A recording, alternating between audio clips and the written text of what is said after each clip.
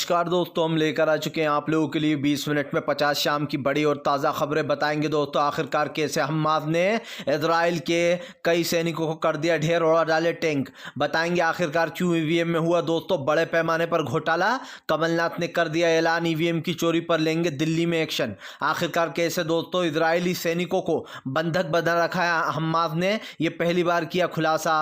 और क्यों आखिरकार राज्यसभा में भड़क गए असदुद्दीन ओवैसी, इन तमाम मुद्दों पर होगी बात। लेकिन उससे पहले अगर आपने अब तक हमारे चैनल को सब्सक्राइब नहीं किया तो जल्दी से सब्सक्राइब कर लीजिए, पास में घंटी आएगी इसको भी दबाइए ताकि हर वीडियो की अपडेट आपको मिल पाए। आपको बताते चले दोस्तों, फिलहाल हमास ने पहली बार किया खुलासा कि इजराइल के कई सैनिक भी हैं हमारे बंधक। दरअसल आपको बताते चले 143 से ज़्यादा लोगों को हमास ने अपने अंडर में रख रखा है। हमास ने इजराइल के सामने पहली बार खुलासा किया है कि उसके कई सैनिक भी उसके अंडर में हैं। आपको बताते चले ये सब कुछ हमास ने इसलिए बताया क्योंकि इजराइल लगातार हमले कर रहा है, जिसका खामियाजा गाजा के लोगों को भुगतना पड़ रहा है। हमास ने चेतावनी दी है कि वो उन लोगों को एक एक कर मार देगा अगर इजराइल नहीं संभला तो। आपको बताते चले पार्लियामेंट में जोरदार हंगामा। असदुद्दीन ओवैसी बोले 370 लाकर क्या उखाड़ लिया आप लोगों ने। दरअसल आपको बताते चले ओवैसी ने कहा कि लगातार जम्मू कश्मीर में कश्मीरी पंडितों को अभी भी मारा जा रहा है और लोगों को टारगेट किलिंग की जा रही है। 370 के खोखले दावे पर गृह मंत्री अमित शाह और मोदी लोगों को झूठा आश्वासन दे रहे थे। आपको बताते चले यहाँ पर सीधे सीधे हमला बोलते हुए ओवैसी ने कहा कि प्रधानमंत्री मोदी और खास करके गृह मंत्री अमित शाह ये दोनों जनता से कहते थे कि 370 आने के बाद सारी परेशानियां दूर हो जाएंगी। ओवैसी ने कहा कि 370 आने के बाद वहां पर हमले और बढ़ गए तो आखिरकार आपने उखाड़ के लिए 370 लाकर। आपको बताते चले हमास इजराइल के जंग के बीच में कल हमास ने किया भीषण हमला, उड़ा दिए कई दोस्तों इजराइल के टैंक। दरअसल आपको बताते चले हमास ने जोरदार तरीके से जो है फिलिस्तीनियों का बदला लिया है। हमास ने इजराइल के ऊपर ताबड़तोड़ हमले कर पूरी तरीके से इजराइल को नेस्त नाबूद कर दिया। आपको बताते चले यही नहीं, उसने इजराइल के कई टैंकों को भी अपना निशाना बना लिया।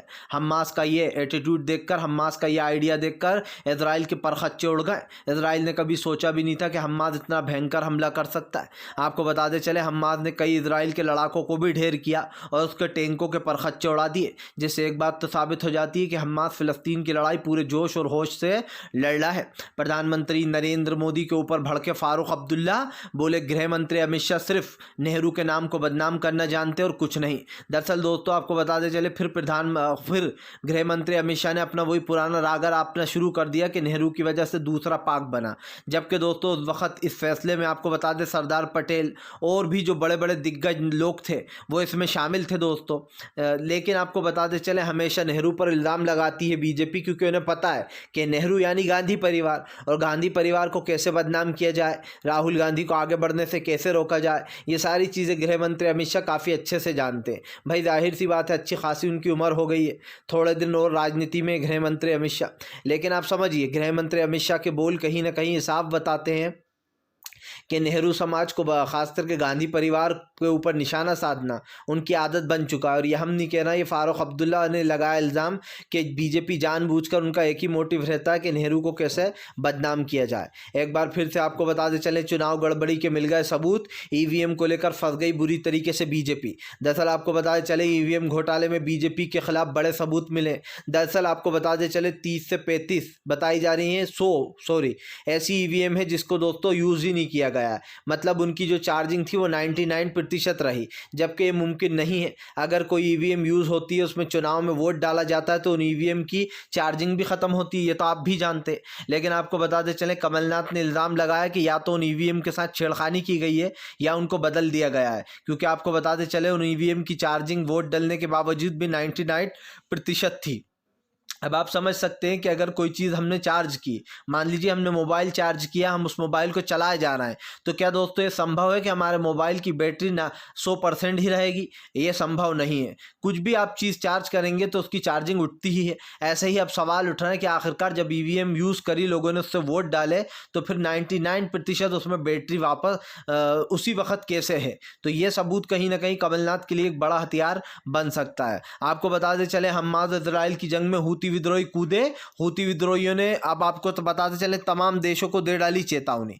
दरअसल आपको बताते चले हूती विद्रोहियों ने उन तमाम लोगों को एक तरीके से धमकी दी है जो लोग इजराइल का साथ दे रहे हैं और तेल में भी उन लोगों को मदद कर रहे हैं। आपको बताते चले सऊदी अरब, यूएई इजराइल के जहाज़ की सुरक्षा के लिए आपको बता दें गठबंधन में शामिल होते ही उन्होंने खास करके जो ये हूती विद्रोहियों उन्होंने बड़ा ऐलान कर दिया। उन्होंने कहा कि अगर सऊदी अरब, यूएई और इजराइल के जहाज़ों पर दिखाई दिया उनका कुछ भी सामान तेल वेल, तो वो जहाज़ों को उड़ा दे, तेल जहाज़ों को भी उड़ा देंगे और उनको कब्जे में ले लेंगे। आपको बताते चले उन्होंने कहा कि अगर इजराइल का किसी ने भी साथ दिया तो उसको भी इसका भुगतान करना होगा। यानी कि उसने यूएई और सऊदी को सीधे सीधे हूती विद्रोहियों ने चेतावनी दी है कि अगर उसने इजराइल की मदद की या फिर तेल वगैरह किसी भी उत्पाद से, तो फिर उनके भी तेल के ठिकानों पर अटैक किए जाएंगे। आपको बताते चले ये एक बड़ी मुसीबत बताई जा रही है।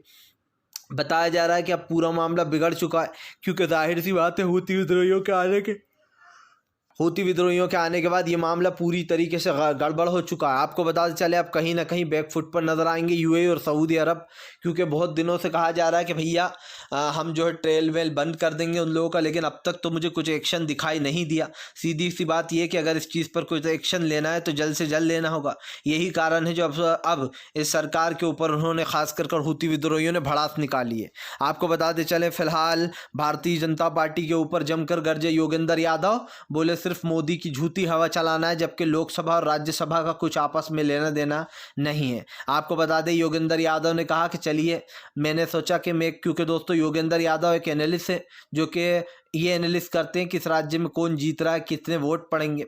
योगेंद्र यादव ने निकाला कि कैसे दोस्तों कांग्रेस को बीजेपी से ज़्यादा वोट पड़े, उनको पड़े 4,90,00,000, लेकिन जबकि दोस्तों आपको बताते चले बीजेपी को 4,81,00,000 ही मिले, यानी कि कांग्रेस से 9 लाख वोट कम मिले।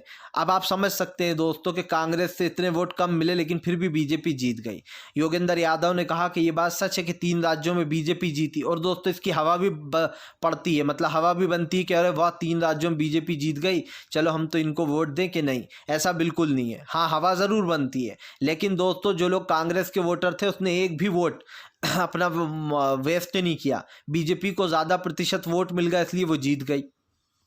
अब दोस्तों लोकसभा में कांग्रेस जीत रही है, आकलन किया गया योगेंद्र यादव की तरफ से कि अब की बार कांग्रेस को लोकसभा में उल्टा फायदा ही होने वाला है और बीजेपी को नुकसान होने वाला है।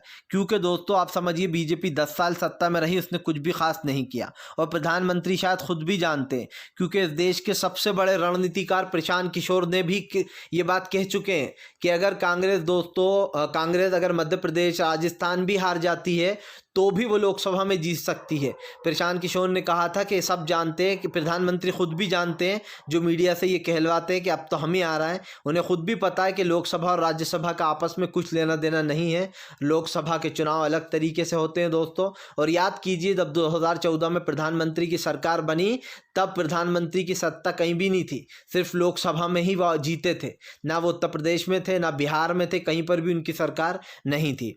आपको बता दें चले फिलहाल दोस्तों सऊदी अरब ले सकता है बड़ा फैसला, क्या पेट्रोल तेल कच्चे तेलों पर लगा देगा वो रोक। दरअसल आपको बता दें चले सऊदी अरब अब बड़ा फैसला लेने की फिराक में है। सऊदी अरब चाहता है कि फ़िलहाल इजराइल और हमास के बीच की इस जंग को ख़त्म हो जाना चाहिए, लेकिन आपको बताते चले ये जंग ख़त्म होने का नाम नहीं ले रही है।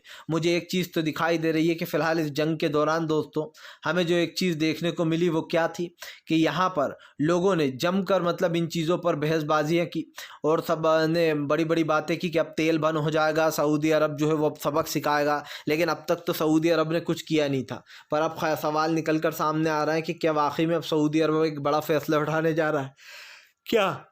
बाकी में अब सऊदी अरब जो है यहाँ पर दोस्तों ख़ास करके तुर्की के तमाम चीज़ों पर इजराइल के बैन लगा देगा। ये देखना दिलचस्प होने वाला है, क्योंकि आने वाले समय में तुर्की भी इस पर एक बड़ा फैसला लेता हुआ नज़र आएगा। आपको बता दें चले फिलहाल प्रधानमंत्री नरेंद्र मोदी के ऊपर जमकर गरजते हुए नज़र आए जो है यहाँ पर असदुद्दीन ओवैसी। ओवैसी बोले बीजेपी सिर्फ धर्म के नाम पर वोट मांगती है और अब तक जो बीजेपी की राजनीति वो धर्म के नाम पर ही चल रही है। ओवैसी ने कहा जिस दिन बीजेपी सच्चे मुद्दों पर चुनाव लड़ेगी उस दिन वो चुनाव हार जाएगी। अब आपको बताते चले दरअसल दोस्तों ज़्यादातर लोग यही आरोप लगा रहे हैं इस चुनाव का भी। प्रशांत किशोर ने भी कहा था, उन्होंने कहा था कि बीजेपी ने लोगों के दिलों में ये भर दिया है कि जो हम हिंदुत्व बताते हैं वही हिंदुत्व सही है। और दोस्तों जो लोग बीजेपी को वोट देते हैं वो बीजेपी के हिंदुत्व पर विश्वास करते हैं, इस बात में कोई दो राय नहीं होना चाहिए। मान लीजिए दोस्तों अब बीजेपी ये कहती फिरती है कि देखो हमने राम मंदिर बनवा दिया, तो दोस्तों जो अंधभक्त हैं, जो लोग बीजेपी के नज़रिए से देखते हैं, सच में यही मानते हैं कि बीजेपी ने राम मंदिर बनवा दिया, जबकि राम मंदिर बीजेपी ने नहीं, सुप्रीम कोर्ट के फैसले से बना है, ये आप भी जानते हैं। लेकिन लोग उस पर भरोसा यही करते हैं जो बीजेपी उनको बताती है और दिखाती है। एक बार फिर से आपको बताते चले दोस्तों, फिलहाल अब बढ़ गई अमेरिका और इजराइल के बीच में दूरियां। अमेरिका ने लगा दी इजराइल पर रोक, नहीं आएंगे जो यहूदी हैं वो अब नहीं आ सकते अमेरिका।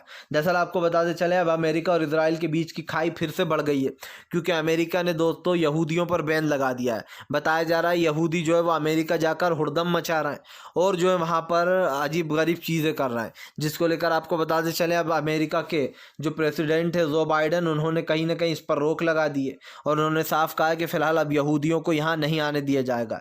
जिससे एक बात तो साबित हो जाती है कि आने वाले समय में खुद बड़ी मुश्किलों में पड़ने वाली ये सरकार। कहीं ना कहीं जो बाइडन ने मदद की है और अब इसका खामियाजा उन्हें भी भुगतना पड़ेगा दोस्तों, क्योंकि सब जानते हैं कि फ़िलहाल ये बात बिल्कुल सही है। अखिलेश यादव ने जमकर प्रधानमंत्री पर निकाली भड़ास। अखिलेश बोले इंडिया गठबंधन में कोई दूरी नहीं है, तमाम विपक्ष एक है, उल्टा इंडिया गठबंधन मजबूत हो गया। दरअसल दोस्तों अगर कांग्रेस जीत जाती तो शायद इंडिया गठबंधन में थोड़ी दूरियां रहती वोट बंटवारे शेयरिंग को लेकर, लेकिन अब कांग्रेस कहीं ना कहीं नरम पड़ती हुई नजर आ रही है। आपको बताते चले दोस्तों, राहुल गांधी जो कि एक अच्छे नेता तो हैं ही, लेकिन दोस्तों राहुल गांधी की मेहनत भी ज़मीन पर दिखाई देती है मुझे। भले ही राहुल गांधी दोस्तों बीजेपी ने भी 3 राज्य जीत लिए, लेकिन महज 2% के हिसाब से उन्होंने चुनाव जीता है। तो मुझे नहीं लगता कि राजस्थान और छत्तीसगढ़ की जीत के तो कोई मायने है। सिर्फ एक राज्य की ज़रूर तारीफ करना होगी, वो है मध्य प्रदेश, क्योंकि वहाँ पर सच में बीजेपी ने बड़ी जीत हासिल की है। लेकिन अगर आप बात करोगे राजस्थान और जो है उसकी दोस्तों, तो महज 2 आप सब समझिए 2% के हिसाब से अगर आप सीटों पे जाओगे तो आप सोचोगे अरे 71 और 124 सीटों में बहुत अंतर है। लेकिन दोस्तों वोट ऐसे नहीं नापे जाते, प्रतिशत सिर्फ 2% ही वोट ज़्यादा मिले बीजेपी को, क्योंकि जब वोट डलते हैं दोस्तों, जब जनता का प्रतिशत देखा जाता है कितने प्रतिशत जनता ने किसको वोट डाला, सिर्फ 2% जनता ने कम कांग्रेस को वोट डाला है छत्तीसगढ़ और बीजेपी वहाँ पर राजस्थान में। तो वहाँ की जीत को जीत नहीं मान सकते, कि इस जीत को इतना बड़ा नहीं मान सकते हम कि अरे बीजेपी ने तो भैया कमाल कर दिया। सिर्फ एक राज्य मध्य प्रदेश जीती, और अगर उसकी तुलना में देखा जाए तो कांग्रेस ने दोस्तों तेलंगाना बड़े पैमाने पर जीता है और बड़ी हैट्रिक लगाई है वहाँ पर बड़े पैमाने पर, क्योंकि उसने अभी हाल ही में कर्नाटक जीत लिया था और अब तेलंगाना जीत लिया, और अगली नज़र कांग्रेस की आंध्र प्रदेश पर होगी। लेकिन सवाल सिर्फ यही नहीं है दोस्तों, सवाल ये है कि आने वाले समय में 2024 में देश की जनता क्या सोचती है। अगर आप देश को सच में आगे लेकर जाना चाहते हो तो आप इंडिया गठबंधन के साथ होगे। अगर आप फिर से वही घिसी पिटी राजनीति चाहते हो जो चल रही है तो आप ज़रूर बीजेपी के साथ होगे। ये बात बार बार कहता है इंडिया गठबंधन। आपको बता दे चले दोस्तों, फिलहाल बढ़ गई हैं केजरीवाल की मुसीबतें। अब तक जो है यहाँ पर मनीष सिसोदिया और संजय सिंह की बेल पर नहीं हो पा रही है सुनवाई अच्छे से। दरअसल आपको बता दे चले, हालांकि ईडी अब संजय सिंह की चार्जशीट में भी फंस गई है। ईडी से सबूत मांगे जब सुप्रीम कोर्ट ने, तो ईडी के पास था ठन गोपाल। जी हाँ, आपको बता दें दोस्तों, ये लोग गिरफ्तार तो कर लेते हैं, लेकिन जब इनसे सबूत मांगने की बात होती है, जब इनसे एविडेंस मांगे जाते हैं, तो दोस्तों आप समझिए इनके पास एविडेंस होते ही नहीं है। मतलब कि अगर इनसे पूछा गया कि भैया बताइए कैसे जो है यहाँ पर ये सब कुछ हुआ, कैसे जो है संजय सिंह ने घपले किए संजय, अब इस पर दोस्तों ईडी के पास कोई सबूत ही नहीं है।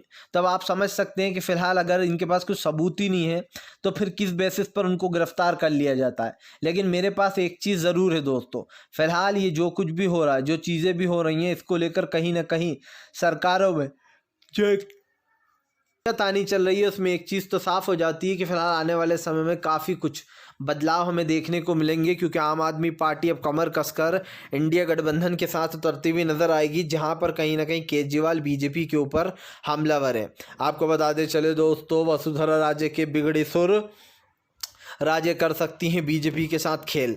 दरअसल दोस्तों वसुंधरा राजे अब बीजेपी को आईना दिखा सकती हैं, क्योंकि बताया जा रहा है कि वसुंधरा राजे सीएम पद के लिए सबसे बड़ी उम्मीदवार हैं। दोस्तों आपको बता दें, बीजेपी वसुंधरा राजे किनारा करना चाहती है, लेकिन वसुंधरा राजे चाहती हैं कि उनको सपोर्ट मिले। अगर एक तरीके से देखा जाए दोस्तों, तो फिलहाल यहाँ पर काफ़ी कुछ बदलाव हो गया है, लेकिन सवाल सिर्फ बदलाव या उसका नहीं है, पड़ाव का सवाल ये है दोस्तों कि फ़िलहाल इस वक्त सरकारें जो कर रही हैं, वसुंधरा राजे नहीं चाहती चाहती कि उनकी सरकार उन्हें भी साइडलाइन कर दे, जैसे उमा भारती को साइडलाइन कर दिया गया बीजेपी के द्वारा, ना कोई प्रचार कराया गया ना कुछ कराया गया।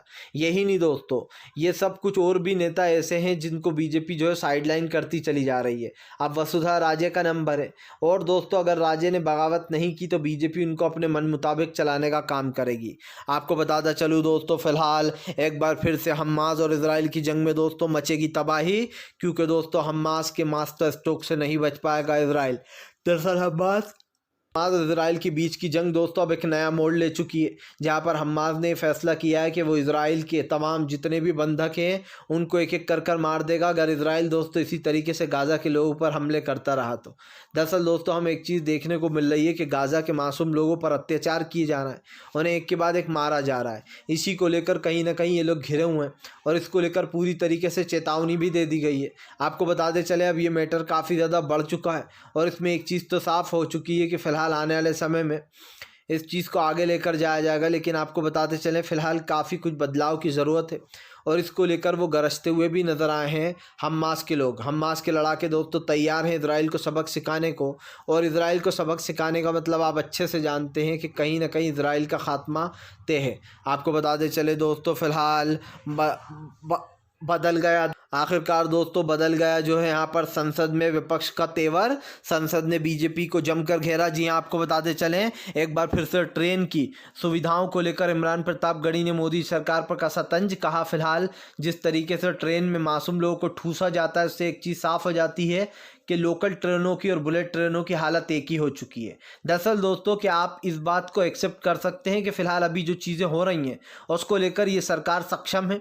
मतलब कि सपोज़ कीजिए दोस्तों आप दो चार चीज़ें कर लेते हैं और आप कहते हैं कि अरे हमारी सरकार तो बहुत अच्छा काम कर रही है, लेकिन मुझे जो दिखाई दे रहा है दोस्तों उसमें क्या है, फ़िलहाल आने वाले समय में जो भी चीज़ें प्रधानमंत्री से लेकर मुख्यमंत्री तक जो लोग कर रहे हैं उसको लेकर कहीं ना कहीं सवाल खड़े हो गए। आपको बताता चलूँ फिलहाल इस वक्त जो यहाँ पर बीजेपी एक तरीके से निशाने पर आ गई है लोगों के, और इसका सबसे बड़ा रीज़न ये है दोस्तों कि फ़िलहाल हमारे टाइम पर जो हो रहा है ट्रेनों में, आप देखिए धर्म पूछ कर लोगों को गोलियां मारी जा रही हैं। इन तमाम मुद्दों पर सवाल भी उठाएगा। इमरान प्रतापगढ़ी ने कहा कि अब तो लोगों को ट्रेन में बैठने पर भी डर लगता है। एक बार फिर से दोस्तों आपको बताते चले फिलहाल यूएई और सऊदी अरब को लेना होगा बड़ा फैसला, वरना हमास दोस्तों हो जाएगा खफा, और हमास के साथ साथ वो तमाम मुस्लिम देश जो कहीं ना कहीं इन देशों पर आस लगाए बैठे हैं।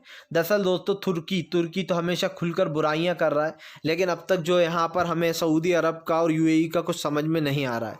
ये लोग दोस्तों कम से कम इन्हें मदद करना चाहिए हमास की, क्योंकि हमास फ़लस्तीन की लड़ाई लड़ रहा है। बहुत सारे लोग दोस्तों हमास को मानते हैं कि वो आतंकवादी संगठन और अपने लेख में यही लिखते हैं, लेकिन दोस्तों मेरी नज़र में हमास एक आतंकवादी संगठन नहीं है। क्यों नहीं है? क्योंकि हमारी भारत सरकार खुद ही नहीं मानती है।